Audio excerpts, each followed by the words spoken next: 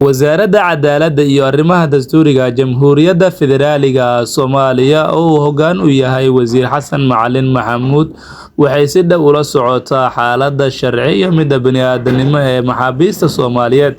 ee ku xiran dalka Boqortooyada Sacuudi Arabiya oo qaarkood ay ku xukuman yihiin xukunno dil ah iyo sanado badan oo xabsi ah. Wasaaradda Cadaaladda oo ka duuleysa doorkeeda matalaadda sharci ee muwaadiniintaasi waxay dadaal badan ku bixinaysaa sidii wax looga qaban lahaa xaaladahooda iyadoo ay noo socdaan wada hadallo hay'adaha deegaanka ah iyo Boqortooyada Sacuudiga. Waxaa yiri Wasiir Xasan Macalin Maxamuud si looga shaqeeyo in muwaadiniintaasi ay helaan taageero iyo matalaad sharci iyo in xukunnadooda ay ku dhameystaan dalka Soomaaliya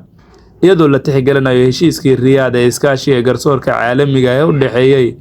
wadamada ku bohoobay ururka Jaamacadda Carabta oo ay qayb ka wada yihiin Sacuudi Arabiya iyo Jamhuuriyadda Carabeed ee Soomaaliya. Waxaana la filayaa dhawaan dadkaasi in dib loogu soo celiyo dalkooda hooyo si xukunnadooda ay ugu dhameystaan halkaasi.